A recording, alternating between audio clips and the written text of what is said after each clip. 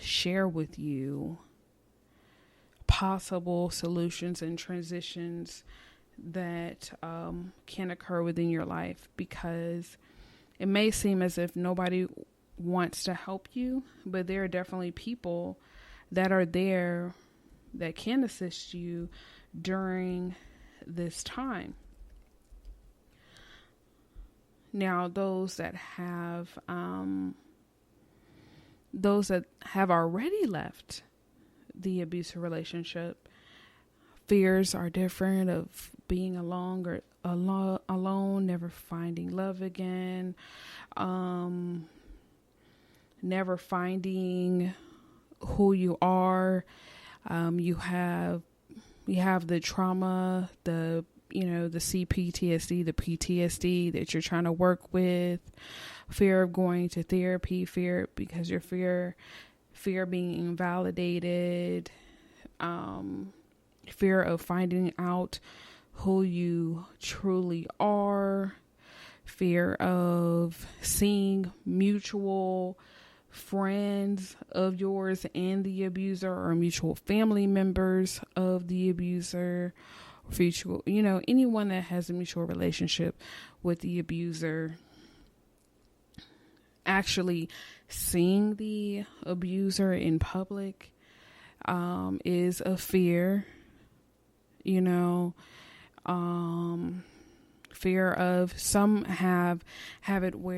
survivors have it where they left the abuser, but still the husband or wife has contact with the children. So that's another battle, and you're fighting custody, and they're turning the children against you. So it's just so many fears that can occur in this. And the same thing is, write down your fears and find out possible solutions and look up resources. And that goes back into, am I using my time wisely? So you can get over the humps and write down those fears, have possible solutions, and then scratch it out. And then there you go. What are you feeling? You're, like we were talking about, encouraging yourself. You have a sense of achievement because you crossed off that fear off of your list. Now, I keep on saying the domestic violence hotline, but let me give you their number. It is 1-800-799-7233. And also, if you can't get on the phone, you can chat with an advocate on their website at www.thehotline.org. So that's another thing of, if you want to speak and you can't get out the house and your abuser doesn't get out of the house, say they get a social security check or living off of yours, or have a job that is online, at home, a work from home job, and you rarely are, without your abuser because they have that type of control, the chat line will definitely assist you without you saying a word. So that's a beautiful thing. And the hotline says they're here 24 hours a day, 7 days a week. And if you're in an emergency situation, please call 911. You can also check with DV or IPV programs and shelters in your area to see if they are able to assist you. For anyone affected by abuse and needing support, call 1-800-799-7233. Or if you're unable to speak safely, you can log onto the hotline.org or text "Love is" to 22522, and that is 22522. You are not alone. And so they're still here for you guys. And the advocates will be working remotely to ensure services and continue to support survivors during the COVID-19. So I'm so excited that they're still there for you guys, and just know that you're not alone. That's the biggest thing, and that you are enough, because you do feel alone a lot of times in abusive relationships. So it's just important that you guys hear that you're not alone. There's so many people that have survived abuse from childhood or from a domestic violence relationship with a romantic partner, male and female. So there's so many people. It may seem like it's not, but there are so many people that have gone through it. And what the abuser wants you to think is that, and feel, is that you are alone and that you need them in order to survive. But always remember, that is a false narrative that they are using to control you. Now, another question that I want you to, that I really want you to process and work through is, what matters most in my life? What matters most in my life? And only you know that answer. For me, what mattered most in my life is to show love to people and to not go through pain. And so when you go through that, you have to go deeper, and you have to break that down. So what do I mean not going through pain? What do I mean by, not feeling dead inside? What I mean by finally, living my passion and my goals and loving myself for me. And then one of my, what mattered most in my life too, and that's another thing that will assist you with that previous question, was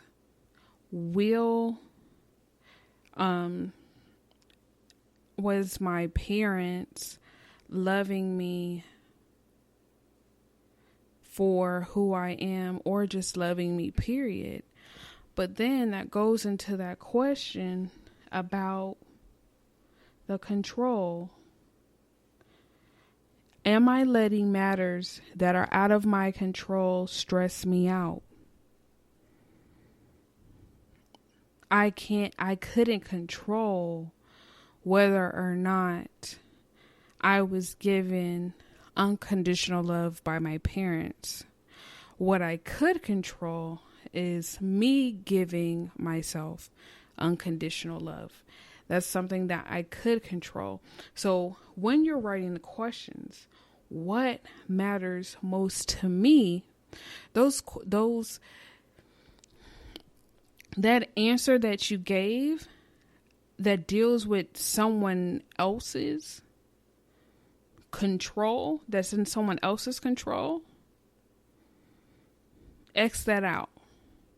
Because we don't have control over how someone treats us. When the abuser, we can give our kidney, our heart, our, all of our blood cells to the abuser, to help them live. And we'll still, to them, be nothing, even though we are everything, because God created us. So it's a thing now, when you answer that question and you answered it with something that's in someone else's control, you have to scratch that out and rephrase it to, I want to be loved. I want to feel like I'm good enough. I want to feel like I want to stop being in pain. I want to stop feeling dead inside. And those are things that you can start to control by your own actions and things like that, by loving yourself. I read the Bible to figure out what love is. Love is patient, love is kind, love is never envious, things like that. There's so many resources to help us to learn how to love ourselves after being belittled over such a long period of time, and our identity beaten out of us. So always remember that. Now, another question, and this is the final question: why do I matter? For victims and survivors, and this will be really hard depending on where the stage you are at, whether you left the abusive relationship or you're still in. It's a very hard question because even after you left, the scars still remain from the abusive relationship. So we have to, and this question is meant to encourage yourself. Why do I matter? I am enough. I am here for a purpose.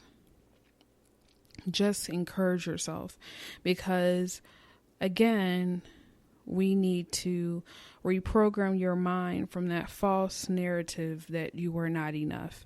So why do I matter?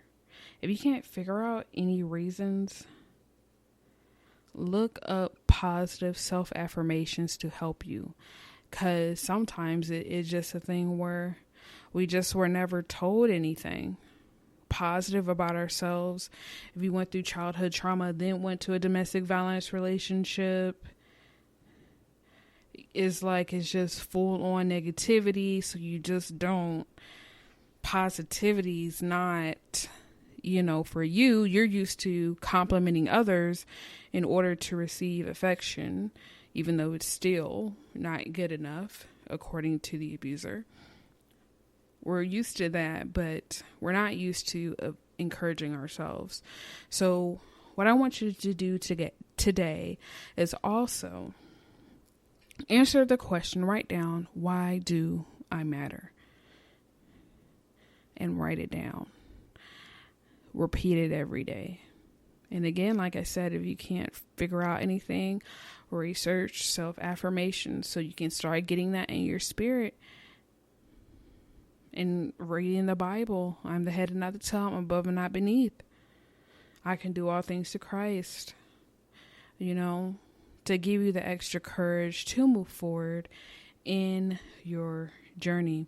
So again, you guys are loved. You are precious. You are everything. Now, actually, I'm going to give a bonus question. This is the bonus question. What have I given up on? And just be completely honest. Be completely vulnerable. Because again, we are not allowed to speak our emotions. Have you given up on love? Have you given up on yourself? Have you given up on positive, healthy relationships? Have you given up on your passions? Have you given up on God? Have you given up on believing that people are kind? What have you given up on that you just don't believe anymore? And write that down, and just be open with yourself of why you giving up on it. And then we're going back to that question. Is it something that I can control? And if it's something that you can control, how can you make that better in your life? How can you? So, again, We can't control how our abusers treats us, even though we don't deserve it. It's nothing we can do.